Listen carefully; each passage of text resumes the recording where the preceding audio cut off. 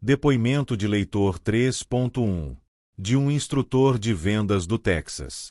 A lição mais poderosa que já aprendi com seu livro foi sobre compromisso. Anos atrás, treinei pessoas num centro de telemarketing para venderem seguros. Nossa dificuldade principal era não poder fechar o negócio pelo telefone. Podíamos apenas passar um orçamento e depois encaminhar o comprador ao escritório da empresa mais perto de sua casa. O problema era que os compradores marcavam hora e não apareciam. Peguei um grupo recém-saído do treinamento e modifiquei sua abordagem de vendas, tornando-a diferente daquela dos demais vendedores. Eles usaram a mesma apresentação enlatada dos outros, mas incluíram uma pergunta ao final da ligação. Em vez de simplesmente desligarem quando o cliente confirmava a hora em que apareceria, instruí os vendedores a dizer: será que você poderia me dizer exatamente por que optou por comprar o seguro de nossa empresa? De início eu estava apenas tentando coletar informações sobre o serviço ao cliente, mas constatei que aqueles vendedores novos geraram cerca de 19% mais vendas do que os outros. Quando integramos essa pergunta às apresentações de todos eles, mesmo os profissionais veteranos geraram mais de 10% de negócios adicionais. Nota do autor: embora empregada por acaso, a tática do leitor foi magistral porque não se limitou a comprometer os clientes com suas escolhas. Comprometeu-os, também, com as razões de suas escolhas. Um exame do sistema no campo de prisioneiros mostra que os chineses dependiam fortemente de pressões de compromisso e coerência para obter a cooperação dos cativos. Claro que o primeiro problema enfrentado por eles foi encontrar um meio de fazer os americanos colaborarem, pois aqueles prisioneiros haviam sido treinados para fornecer apenas o nome, a patente e o número identificador. Sem violência física, como os captores poderiam esperar que aqueles homens fornecessem informações militares, delatassem colegas ou censurassem publicamente seu país? A resposta dos chineses foi elementar: comece com pouco e depois aumente. Por exemplo, eles pediam com frequência que os prisioneiros fizessem declarações que eram tão moderadamente anti-americanas ou pró-comunistas que pareciam irrelevantes. Os Estados Unidos não são perfeitos. Num país comunista não há problema de desemprego. Uma vez que tivessem concordado com aqueles pedidos pequenos, os homens se viriam pressionados a ceder a solicitações semelhantes, porém mais substanciais. A um homem que acabará de concordar que os Estados Unidos não eram um país perfeito, o interrogador chinês pediria que desse alguns exemplos de imperfeições. Depois, ele seria estimulado a fazer uma lista daqueles problemas americanos e assinar seu nome. Mais tarde poderiam solicitar que lesse sua lista num grupo de discussão com outros prisioneiros. Afinal, é no que você realmente acredita, não é? Mais adiante, seria motivado a escrever uma redação explicando a lista e analisando aqueles problemas em maiores detalhes.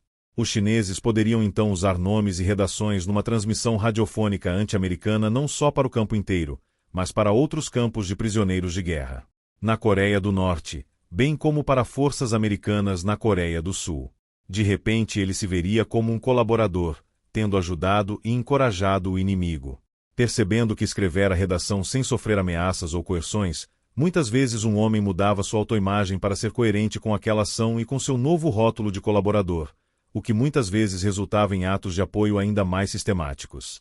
Desse modo, enquanto apenas poucos homens conseguiram evitar totalmente a colaboração, de acordo com Sen, a maioria cooperou em algum momento fazendo coisas que lhes pareceram triviais, mas que os chineses souberam explorar a seu favor.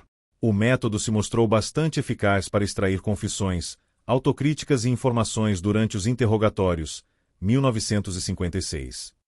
Outros grupos de pessoas interessadas em persuadir também conhecem a utilidade e o poder dessa abordagem. Organizações de caridade, por exemplo, costumam usar compromissos progressivamente maiores para induzir os indivíduos a grandes atos de generosidade. Pesquisas mostraram que os compromissos iniciais triviais, como concordar em receber um entrevistador, podem começar uma onda de consentimento que induz comportamentos posteriores, como a concordância em doar órgãos ou medula. Cardoxy, Deuser, Bauer, Lardy e Ramaekers, 1989, Schwartz, 1970. O comércio também emprega essa abordagem com regularidade. Para o vendedor, a estratégia é obter uma compra grande começando por uma pequena. Qualquer uma serve, porque o propósito daquela transação menor não é o lucro, mas o compromisso. Espera-se que compras futuras bem maiores resultem naturalmente dessa estratégia. Um artigo na revista especializada American Salesman sintetiza bem o processo. A ideia geral é abrir caminho para a venda de todo tipo de produtos, começando por um pedido pequeno. Veja a coisa nestes termos. Quando uma pessoa encomenda sua mercadoria, ainda que o lucro seja tão pequeno que mal compense o tempo e o esforço da ligação do vendedor, ela já não é um cliente potencial, é um cliente real. Green, 1965, p. 14. A tática de começar com um pedido pequeno para obter depois pedidos semelhantes porém maiores tem um nome: técnica do pé na porta. Os cientistas sociais tomaram conhecimento pela primeira vez de sua eficácia em 1966, quando os psicólogos Jonathan Friedman e Scott Fraser publicaram um conjunto impressionante de dados. Eles relataram os resultados de um experimento em que o pesquisador, fingindo-se de voluntário, foi de porta em porta numa área residencial da Califórnia fazendo um pedido absurdo aos moradores: a permissão para que um outdoor de serviço público fosse instalado no gramado de suas casas. Para terem uma ideia do aspecto do outdoor, o pesquisador mostrava a foto de uma casa atraente cuja fachada era tampada quase por completo por um enorme outdoor, nada bonito, com os dizeres: dirija com segurança. Embora o pedido fosse normalmente recusado por grande parte dos moradores da área, apenas 17% concordaram. Um grupo específico reagiu de maneira favorável. Naquele grupo, 76% das pessoas concordaram com a instalação do outdoor no gramado. O motivo principal de seu consentimento surpreendente está ligado a um fato ocorrido 2 semanas antes. As pessoas daquele grupo haviam assumido um pequeno compromisso com a segurança ao volante. Um voluntário diferente tinha visitado suas casas e pedido que aceitassem e exibissem um pequeno cartaz quadrado de 8 centímetros que dizia: dirija com segurança. Foi um pedido tão trivial que quase todos concordaram, mas seus efeitos foram impressionantes. Por terem inocentemente dito sim a uma solicitação banal de segurança ao volante algumas semanas antes, aqueles moradores ficaram dispostos a concordar com outro pedido semelhante, mas muito maior. Friedman e Fraser não pararam por aí. Tentaram ainda um procedimento ligeiramente diferente com outra amostra de moradores.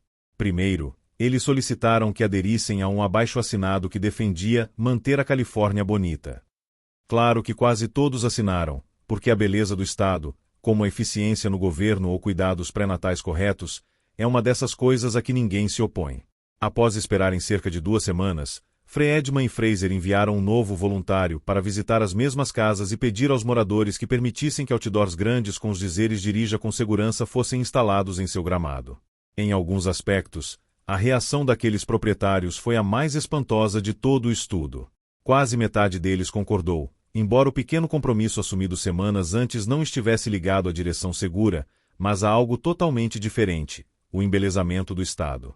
De início, até Friedman e Fraser ficaram perplexos com suas constatações. Porque o pequeno ato de participar de um abaixo-assinado apoiando o embelezamento do Estado fez com que as pessoas ficassem dispostas a prestar um favor diferente e bem maior. Após examinarem e descartarem outras explicações, os 2 psicólogos encontraram a solução do enigma. Assinar a petição pelo embelezamento mudou a visão que aquelas pessoas tinham de si mesmas. Elas passaram a se ver como cidadãos com espírito público, que agiam com base em princípios cívicos. Quando, 2 semanas depois, foi pedido que prestassem outro serviço público exibindo o outdoor dirija com segurança, elas concordaram para serem coerentes com suas autoimagens recém-formadas. De acordo com Friedman e Fraser, pode ocorrer uma mudança nas impressões da pessoa sobre se envolver ou defender uma posição. Uma vez que tenha concordado com o pedido, sua postura pode mudar. Ela pode se tornar, aos seus próprios olhos, o tipo de pessoa que faz esse tipo de coisas, que colabora com pedidos de estranhos, que toma atitudes em relação àquilo em que acredita, que coopera com boas causas. P. 201. A lição das descobertas de Friedman e Fraser, portanto, é que devemos ter cuidado ao concordar com pedidos triviais, pois eles têm o poder de influenciar nossa autoimagem. Burger e Caldwell, 2003. Esse consentimento pode não só aumentar nossa suscetibilidade a pedidos semelhantes e maiores, como também pode nos tornar mais propensos a prestar uma variedade de favores maiores que estão apenas remotamente ligados ao pequeno favor anterior. É este segundo tipo mais geral de influência escondida dentro de pequenos compromissos o que mais me assusta.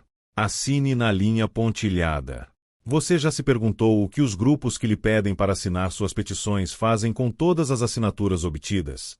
Com frequência não fazem nada com elas. já que o propósito principal da petição pode ser simplesmente comprometer os assinantes com a posição do grupo, tornando-os assim mais propensos a dar passos futuros que sejam coerentes com essas posições. Assusta-me tanto que não me sinto mais disposto a assinar abaixo-assinados, mesmo por uma posição que eu apoie. Uma ação como essa tem o potencial de influenciar de forma indesejada não apenas o meu comportamento futuro, mas também a minha autoimagem. Além disso, uma vez alterada a autoimagem de uma pessoa, ela se torna suscetível a qualquer um que pretenda tirar vantagem desse novo aspecto. Quem dentre os participantes do estudo de Friedman e Fraser imaginaria que o voluntário que pediu que assinassem uma petição pelo embelezamento do Estado estava realmente interessado em levá-los a exibir um outdoor de segurança no trânsito 2 semanas depois? Quem poderia ter suspeitado que sua decisão de exibir o outdoor tivesse resultado em grande parte da assinatura do abaixo-assinado? Ninguém. Imagino.